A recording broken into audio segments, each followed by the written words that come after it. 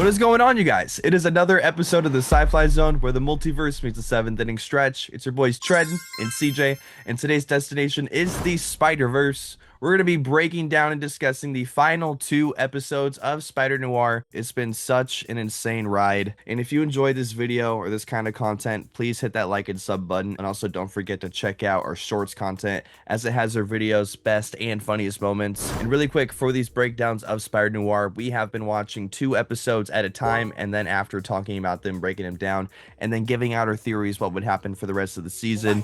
And now we are at the season finale, the final 2 episodes, and it's awesome to see just how this story will wrap up. So CJ, what are your thoughts on these final 2 episodes of Spider-Noir? Yeah, man, I thought it was a great way to wrap up the show. It's been such a great viewing experience overall with all 8 of these episodes, and I think they wrapped it up really well. It was a very satisfying end to the story. It was a great viewing experience. I really enjoyed this whole watching experience. Yeah, I don't think there was a single character where I was upset with how their story ended. Yeah, like each character had their own individual interesting plot, and I think the way that they wrapped up everyone's story was very satisfying. Yeah, me too. So let's get into episode 7. This episode opens with Kat dealing with the inner turmoil of exposing Ben's identity to Dr. Faber, with Silvermane and his 3 musketeers also returning from Faber's lab where they found the mutated POWs. And this scene perfectly depicts Silvermane's and Kat's relationships just coming to a boiling point. Like, she can no longer align with someone like him, who commits the actions that he does while simultaneously treating her like crap, and she has to call out his hypocrisy constantly. And I find it interesting that she's the only person that he lets do that to him, despite everything that's also happened with her and him. But for some reason, he's still keeping Kat Hardy around, despite how much she's done behind his back. It's really odd. Yeah, as much control as he feels like he has over her, he's starting to lose that control, and he's realizing it, and she's like getting pushed way too far. I'm surprised that she's been able to deal with him as long as she has. So yeah, she is getting closer and closer to getting pushed over the edge. Yeah. And she asks him a really good question too. She says, "What's the point of all this, Silvermane? Why are you doing all of this crime stuff?" And he says, "For the love of the game, baby." I don't want peace. I want problems always. That's me. And you know what? If someone does something for the love of the game, you can't hate them for it. Yeah, he really is an evil person and just likes chaos and likes being corrupt and making other people's lives turmoil for his own benefit. That's who he's been this whole time. He's not apologetic about it or anything. Yeah, and I'm really glad that we didn't get like a sob backstory, like just some BS backstory to, try and get some sympathy for him. No, this guy is irredeemable. He's a bad guy. Like Daredevil made an effort to give a very, very compelling backstory for Kingpin, to have all those interesting layers to his character. Did he pass? When I was a boy. When I was a boy. When I was a boy, I beat my father's skull in with a hammer. Hey, yo, what the fuck? Yeah, they give Kingpin some redeemable qualities or some reason for the way that he is, and Silvermane, it's a different story. This is who he is as a person, and he just loves it. Yeah, and since Silvermane loves causing problems, he's gonna cause problems amongst all of New York as he wages war on the mayor, striking first, sending Sandman, Tombstone, and Megawatt to do his bidding, destroying voting centers, seizing campaign funds, stealing back the booze from episode 2's covert sting operation, and offing some cops along the way. Obviously, Megawatt is having the most fun doing all of this stuff too. Like, that guy loves being the dark center of attention. Yeah, 100%. He's very good for Silvermane because, as we just mentioned, Silvermane is a bad person for the sake of being a bad person. Megawatt is very much the same. He really gets a kick out of causing harm and fear to other people, and he loves it. He can't get enough of it, man. He loves being the villain of the story. Yeah, you can't help but be happy for the guy. Yeah, yeah, in a weird way. He is very fulfilled in life, at least, doing this. But now, since the mayor's money is stolen, he's pissed. And he shows up to the voting center where the money was stolen, and he berates the police chief, being like, "How'd you let this happen? You're the guy." And he says, "These are super powered dudes. These are super powered dudes. You know, call the spider if you're mad about it, bro. Hey, maybe do another team up since it worked so well last time, dumbass. Yeah, yeah. I don't know what the mayor expected his crew to do against Sandman and Megawatt. There's really nothing they can do. We've seen that bullets don't work against at least Sandman, and Megawatt is just gonna kiss you to death probably. So like, there's really nothing that they could have done about it. Yeah, man, he should know better.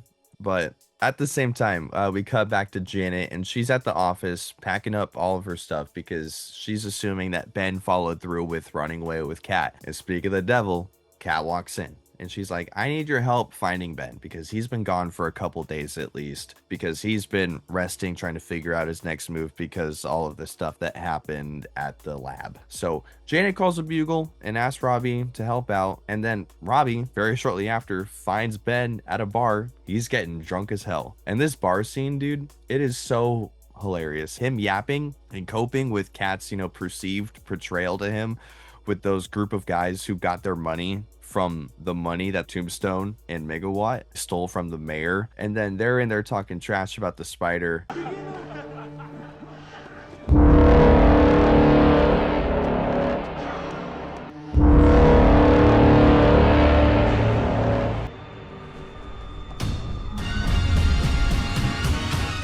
And then the spider just walks in moments later, beating the crap out of all of them, including a kick that honestly could have killed that guy.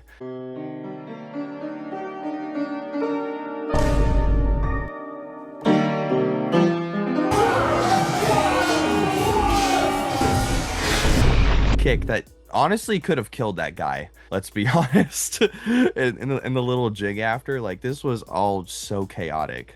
This was, yeah, man, this was such a great scene. This felt very Spider-Man. Like, Spider-Noir has felt very separate from the Spider-Man universe, but this was very, like, Peter Parker Spider-Man type, I love this scene so much. Ben, like, trying to defend the spider just with his words at first, like, talking back to the guys, like, hey, he's a regular guy. He's a person, too. And them not taking any of it. And he's like, all right, fine. I'll just beat him up for a little bit, And I love the little transition of him like walking out of the bar,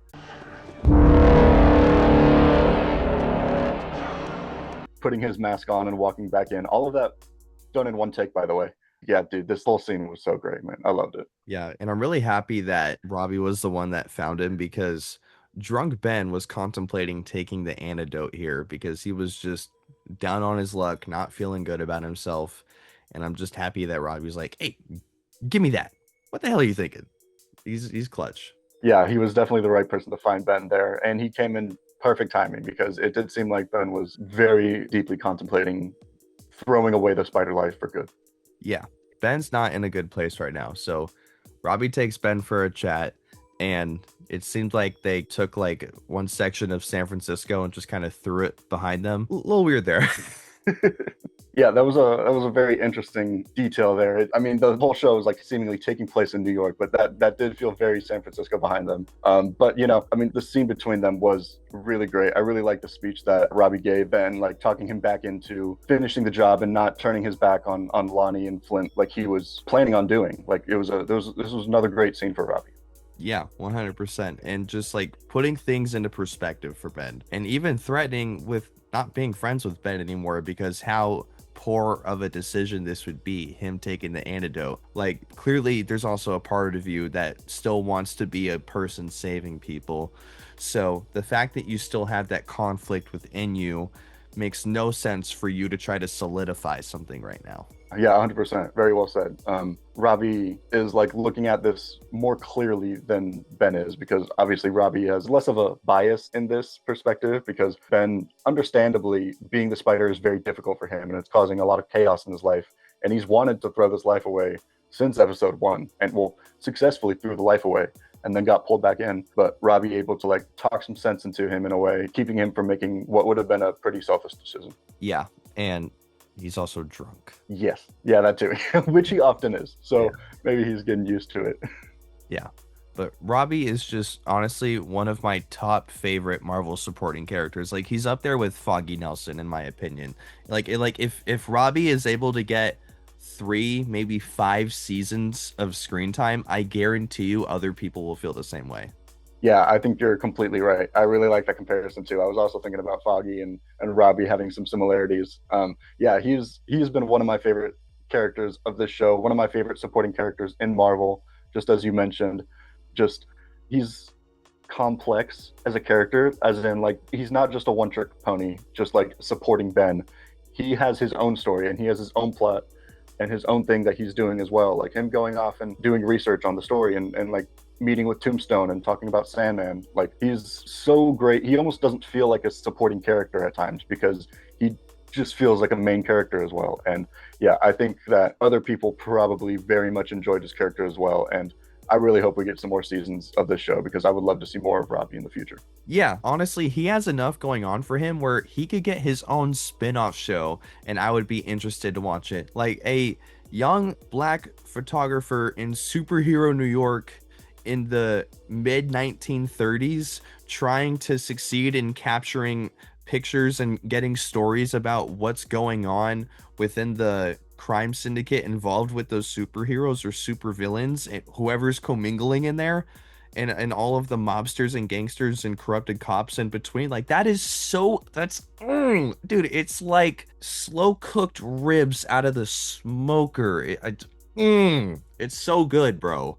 It would be so great if we got that, man. I would love it so much. I would binge watch that several times over. I mean, that would be such a great experience. And that could be Marvel's response to DCU's Jimmy Olsen show that they're working on at the moment. So, I mean, I think that we could totally get something like that, and I would love it.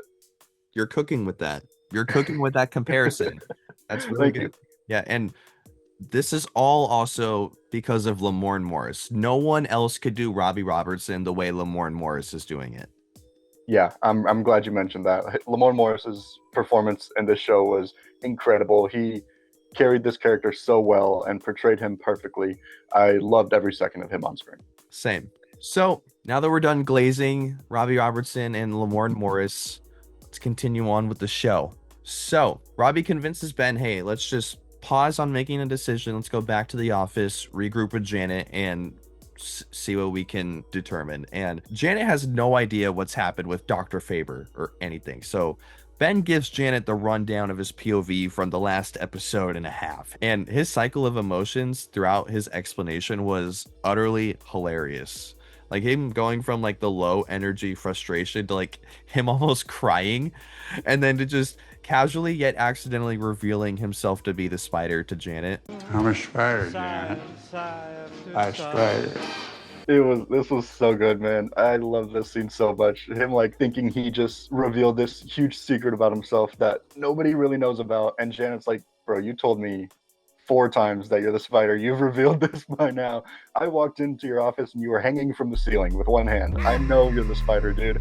Like I loved her response to it so much. You know, we talk so much about how much we like Robbie. I love Janet as well. She's another really, really great supporting character, and I think the actors played her incredibly well. Yeah, like very much. If Robbie was to get his own show, I would want Janet to get as much screen time as she's getting in this show and that show as well. You know, another Daredevil comparison, she's the Karen Page of the group. Yeah, I was thinking the exact same thing. Yeah, I love the relationship that they all have, all 3 of them as a group, and the relationship that they have with each other individually. Yeah, it's like they took Jessica Jones, mixed it with Daredevil, threw it in the 1940s, make it Spider-Man.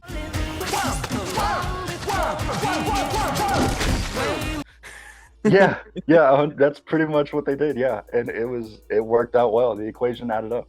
Yeah. So we catch up with Kat at her place at the alcove, and Sandman is reminiscing about his feelings with Kat and the life that he pledged that he could have had with her, even though he is the only thing preventing himself from being with Kat. Like, this guy spells out every reason why they should and could be together, and then says, oh, we can't be together. Like, dude, I get that you're mad about her getting with Ben, But that was after you punched a hole in her apartment and left her for Silvermane, the guy that she hates. And then for him to say, oh, my powers are the reason why I can't have this normal life, as if Kat hasn't been screaming from the top of her lungs 100 times that she doesn't give a shit how your powers affect you. She loves you for you.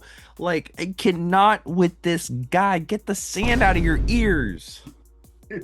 Yeah, man. Flint has been a frustrating character for sure because we know that he just wants a life with Kat. That's all he wants to have, and that's all she wants to have. And there is a sliver of light. There is a chance that they can make it work, but he just pushes her away and he just says no. He doesn't think he can have this life, whether it's that he doesn't think he can manage it or maintain it or he doesn't deserve it. He just feels like it's not right. I feel bad for him and I feel bad for Kat too because it's been really tough for her. It's been a really tough situation for both of these people. Yeah, I totally agree. Like I've already said, I just feel like he's getting in his own way and he just wants to be a bad guy. Just let him, Kat. Just let him. Yeah, she keeps trying to turn him and make him good, but she can't be the one to make that decision. He has to be the one to make it for himself.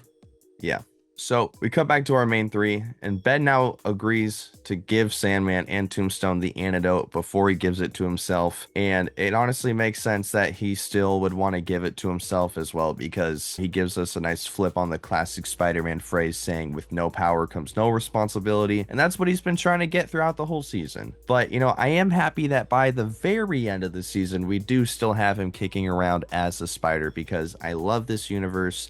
I love this main trio that we have, and like we've said before, I hope we get more of them. Yeah, I completely agree. I did think that there was a chance that with how much they've been hammering home the fact that he doesn't want to be the Spider and that he doesn't like having these powers and being involved in this lifestyle, I thought that there was a chance that by the end he might actually have his powers taken or take his own powers away from himself, especially after they introduced the literal antidote, the solution to him getting his powers taken away. But yeah, I'm glad that he didn't make that decision, and I'm glad he came around himself. Yeah, same, 100%. And while this conversation's going on, we hear over the radio that Tombstone is stealing back the booze, and the cops are being paid not to do a thing about it. So Robbie heads down there to see if he can try to talk Tombstone out of it, and he does not budge. So Ben swoops in, kicks the shit out of Tombstone, and says, "Hey, chill out." Like,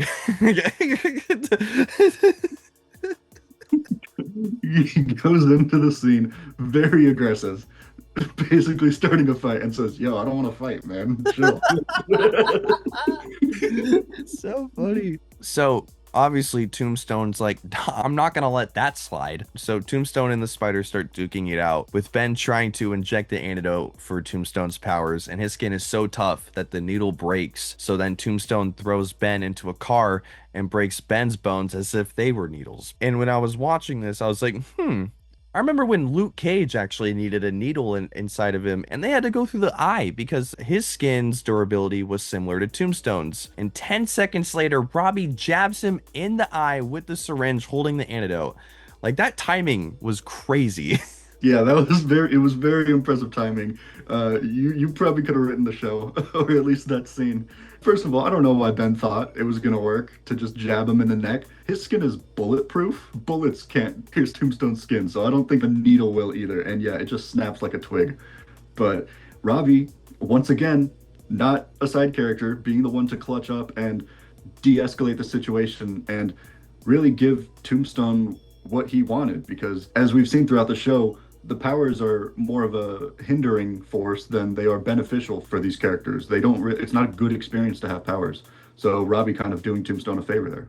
Yeah. Also, Robbie's got good aim, because if that were me, I'll be honest, there's a very high chance I hit a pupil or like my shit goes like that way. Like, yeah, it was a very precise accuracy that he had there in order to give him the antidote but not take his eye from him, you know?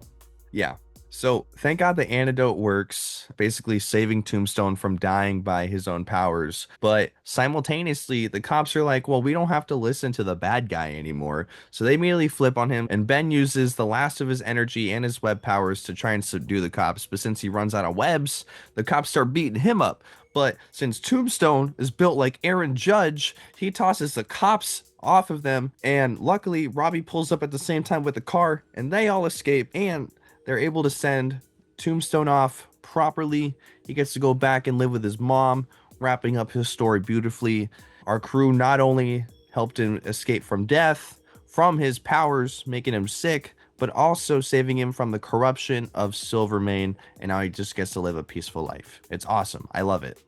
Yeah, man, I love Tombstone's story throughout this whole show. And as much as I would have loved to see him in the finale episode, because I love the character and I love seeing him on screen, him not being in the finale and this actually being his last scene where he walks out of Robbie's apartment, it makes it even more powerful because his story is truly solidified. He's gotten out of this life that he never wanted in the first place. He gets to go to Niagara Falls with his mom. And I'm just happy for him because as intimidating a stature he has, he's the most physically intimidating character in the show. There was never a question whether or not he was a good guy. He was always true to his character. He was moral. He was just a good dude, and he didn't deserve the lifestyle that he was given. But yeah, I'm really glad that he got his happy ending. Yeah, me too, 100%. And I had a feeling he wasn't going to stick around to be in Silvermane's crew, and I'm very happy that I was on point with that because I think that's very good for his character. He's not a bad guy. Yeah, he's not. And that was a great prediction, and it ended up coming true because, yeah, he's not like Megawatt.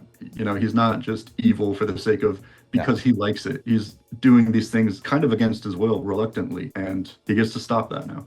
Yeah, 100%. And also the line where Robbie tells Ben, Well, what's happening? We are at my place. You need to rest. I can't. I need to rest.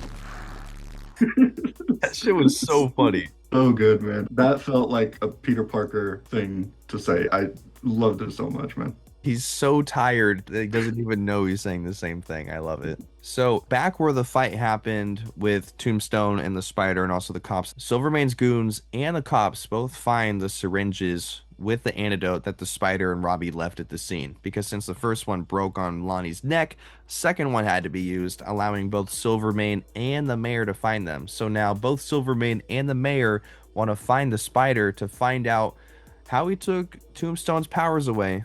And in order to do that, they need Ben Reilly.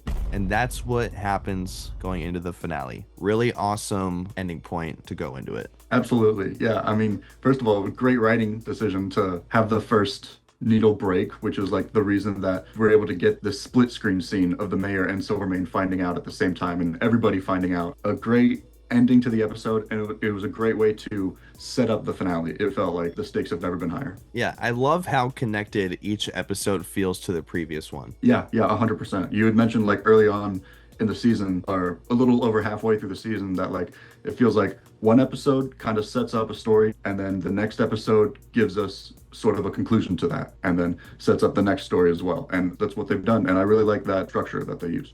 Yeah, I mean, I think every show should work like that, if I'm going to be honest. Yeah, 100%. So, episode 8, the final episode. We open with Sandman and Megawatt, or Mega Mouth at this point. Let's be honest with how much this guy yaps. He's staking out our main three's office, and he's hinting at things not working out down the line with Silvermane, with how much Megawatt doesn't like answering to an old rich guy, when his powers, along with Sandman's, are more than enough to take Silvermane out with ease. Along with the fact that loyalty to Silvermane is usually just one-sided until Silvermane just doesn't really F with you anymore. And honestly, Megawatt makes a lot of sense here.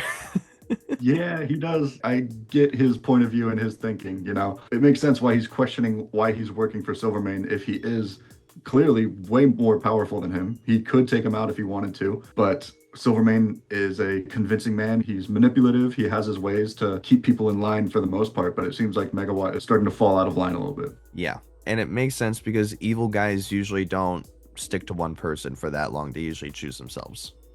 Yeah, 100%. And, you know, speaking of Silvermane, him and Kat at the same time across town, again, they're just sitting at that damn booth. He's yapping about his ideology. Like, this guy loves to hear himself talk and just expects Kat to be quiet and to listen. Like, I'm so surprised that she is still sitting here by the season finale. Like, I thought she'd be hiding from Silvermane by now or something. She shouldn't be there. That's like, you know what I mean?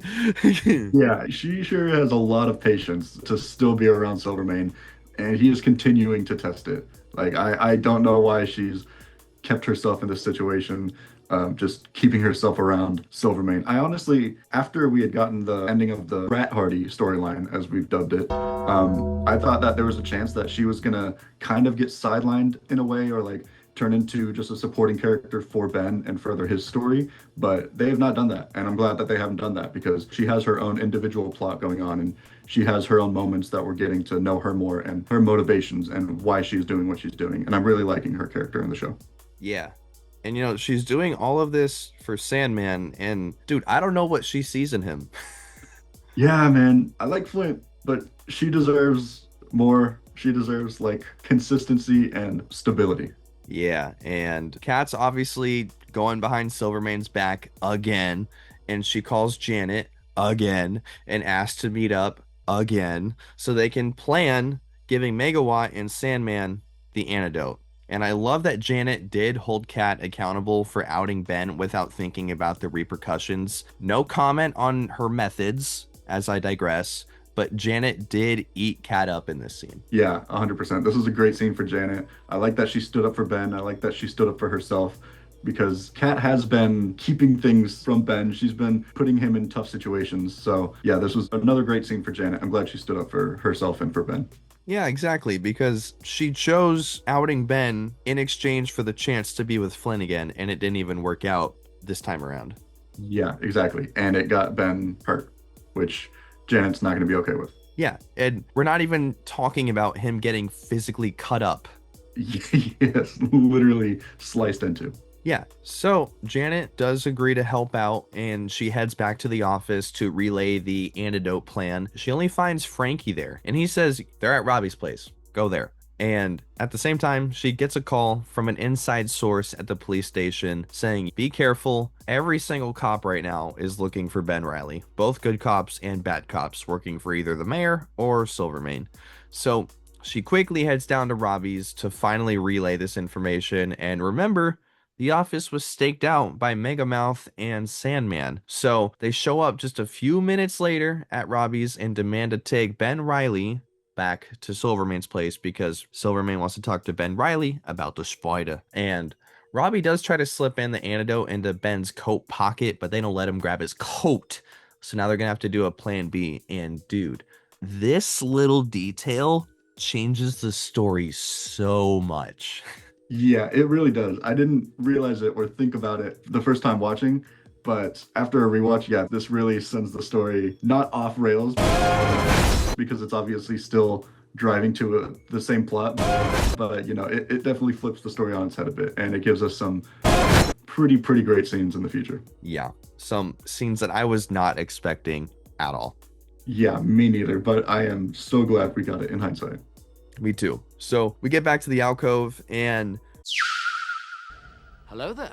Ben is once again asked if he could tell the spider to kindly F off from interfering with the mayor. And I'm very surprised at how nicely Silvermane is asking Ben here, because this isn't the first time he's asked Ben Reilly to talk to the spider and ask him to F off. And I feel like Silvermane is not the kind of guy to kindly ask a second time. Yeah, I wouldn't think so either. He is being pretty patient with Ben here, but that patience is not going to last very long. You know, as generous as he is being to Ben right now, that's not going to be a consistent thing for Silvermane. No, definitely not. And he does end up threatening Ben Reilly with death because of his mouth. Are we surprised? Not one bit. So he says, hey, call the spider right now. And Ben's like, no, I'm not going to do it. And he tries to talk his way out of it. And the way Ben Reilly is able to keep his composure is very impressive. And more importantly, he knows his price too. And he even slips in a diss at Kat about where he'll vacation after he gets the money that Silvermane's going to pay him. Like, what a nuanced conversation here. Yeah, man, it's so interesting the way that Ben carries himself, even in high stress situations. He's not afraid to step on some toes at all. Yeah, I love it. But Silvermane, he's not going to ask a third time. So he makes him call the spider. And when Ben has to call the spider, Robbie answers and he has to pretend to be the spider. And I love this bit a lot. Yeah, Lamorne Morris's Nicolas Cage impression was so entertaining. It was so fun to see. We already talked about how much we love Robbie and Lamorne Morris, but anything he does, he crushes it in the show. It was so great. Yeah, 100%. But they demand that the spider brings back the antidote because Silvermane wants the antidote. So they just have to wait for the spider to show up, but the spider's already there. So what the heck's gonna happen? We have no idea. This was very risky, and we got a very nice taste of those risks because Megawatt and Sandman start catching on that Ben could be the spider, because not only does Megawatt recognize him from the POW camp way back in France, where everyone else happened to get their powers, very, very convenient. So Silvermane threatens Ben with killing Cat, and since Cat knows, hey, this could be it right here, Silvermane might pop me for an ego trip. So she spills the beans about not only being in love with Sandman and how Silvermane was the one getting in the way of it, but that she is actually rat party to Silvermane and to everyone. Like, honestly, Cat was badass in this part. Yeah, man, I'm really glad Kat got her moment here to tell Silvermane, rub it in his face, accepting that maybe this is her final moments and she's going to make it count. Yeah, this was a great moment. I'm really glad that she got to have this scene. Yeah, and as he's about to kill her, Robbie Robertson walks in dressed as the spider. This was an awesome but very risky bit. Yeah, man, Robbie waltzes in there in the suit and all, doing his Nick Cage impression, verbally and physically. I just loved it, man. I loved him in the suit. I loved his impression. Yeah, and honestly, if I was in this suit too, I would be talking mad shit. Like even Ben Riley was like, yo, chill. I need to recoup. I cannot be mouthing off to the point where I need to fight. Like, chill, Robbie. Yeah, Robbie was getting really confident. He felt really good in that suit. Yeah, and unfortunately, Megawatt was also down to pick a fight because once he gets hold of all the antidotes, he tries one on who he thinks is the spider, but it's Robbie, and electrocutes him in the heart, almost killing him. But thank God Robbie did not die here.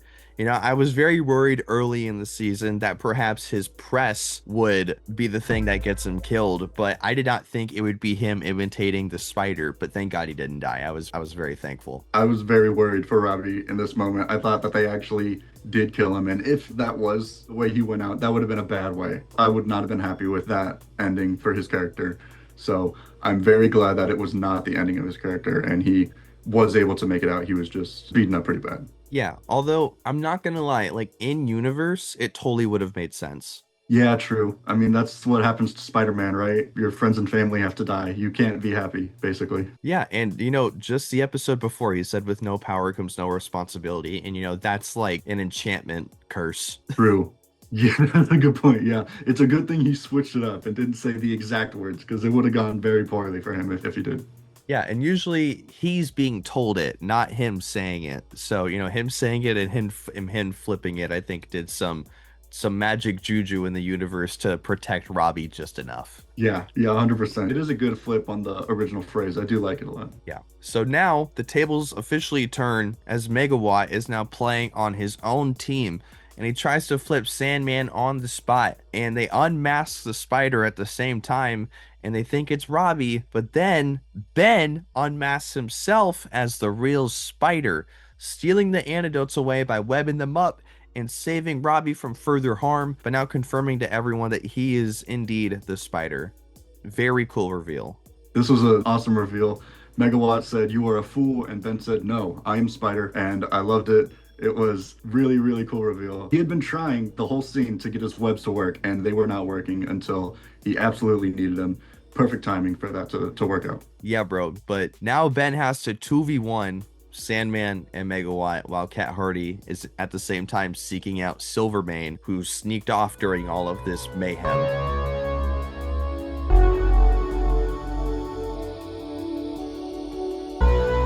And she's trying to kill Silvermane once and for all. And the fight ends up outside on the streets, and Ben ends up getting shocked by Megawatt and breaks the first syringe in his hand while getting shocked. And I'll be honest, very realistic. I do respect the show for that. I would smash that stuff too by accident. Yeah, I would absolutely do the same thing. I like the realism to the show.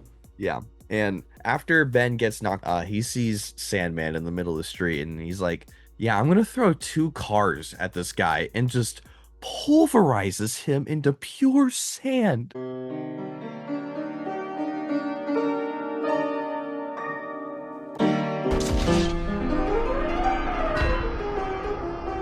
This was insane. He turned him into a sandwich, essentially. A car sandwich, basically. Yeah, that was if you ever have a problem, throw two cars at it and you'll figure it out pretty quickly, I think. Yeah, it was insane, man. And at the same time, Cat catches up with Silvermane, and that's not hard, let's be honest. And, they have a final talk in a multi-mirrored room, giving it some awesome angles and shots. And, Cat finally takes the power back after breaking all the glass. And she's got so many bullets in that fucking clip, but it's fine because she kills Silvermane with the last bullet. Very poetic and very satisfying that Cat is the one to kill him. Bye, Silvermane. Yep. Yeah, this was a great scene. I love that Cat was the one that was able to do it and take the final shot of Silvermane after him basically taking away all her autonomy and trying to change her into a person that he wants her to be, and denying her of love literally multiple times, pushing her to the point where she hires a hitman to try to kill Silvermane. It doesn't work, so she ends up being the one to do it herself.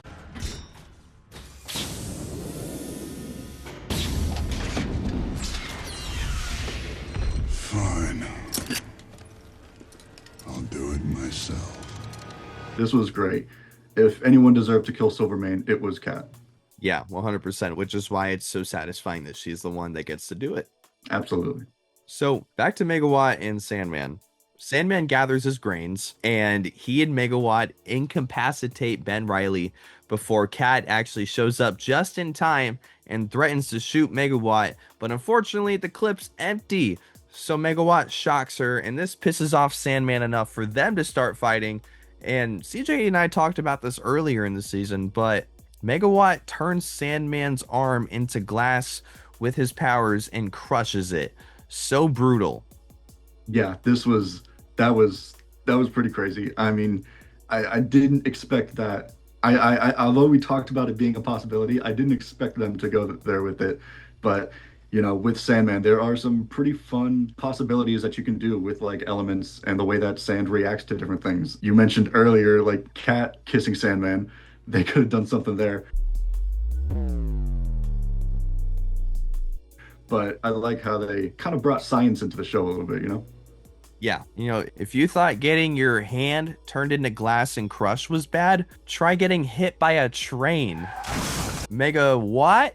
Mega gone. Good night, Megawatt. Crazy. Just thrown into a train. Yeah, just slung in front of a train, taking him out one final time. That was a crazy way for him to go out. And that's the end of Megawatt's spotlight. His 15 minutes of fame is done. He wanted to be famous. He got to be famous for a little bit. He is the villain of the story.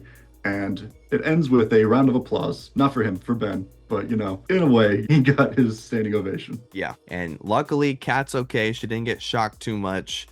And Ben gives Sandman the cure, but it's the final one, meaning Ben's got to stay the spider.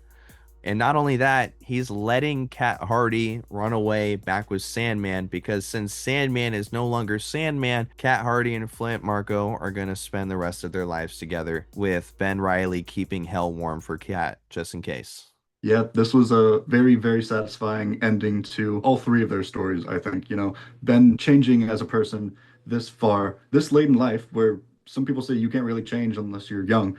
Him making the decision to change as a person and accept his powers and accept this responsibility, and letting Cat and Flint go off and live the life that they've wanted to live for so long but didn't seem possible to them. It's now possible for them, and they can go be normal people and get away from this lifestyle that they hate so much. It was great, man. And I'm glad that Ben and Cat got their final moment.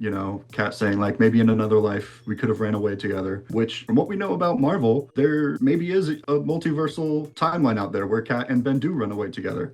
But it's not for our Ben. But either way, great ending to the story. Yeah, 100%. Hopefully Sandman doesn't make things complicated again. Yeah, man, he has his chance now. If he messes it up now, then there's no hope for him, dude. No, but yeah, Ben Reilly's a hero, man. He is. Yeah, he got to be the hero that he never thought he was, that Robbie saw in him, that he knew that he could be, and he's accepting it. I love it for him. Same. So the episode ends with Morris winning the mayor's election. Silvermane said it earlier in the season, may the better man live. So there goes. Wow, Yeah, that is a good point. That's a good callback. I guess the better man did live. Not that it was hard to be better than Silvermane. And, I'll be honest, Morris is like one tick above Silvermane. Like, Morris is just like if Silvermane didn't kill people. Yeah, pretty much. Yeah. Morris isn't a good person, but he's not a mob boss in the way that Silvermane is. And it's kind of hard to get lower than Silvermane. Yeah. And now we find out that not only are Janet and Ben working together, with Ben now being P.I. Riley and the Spider at the same time, Robbie has his own paper.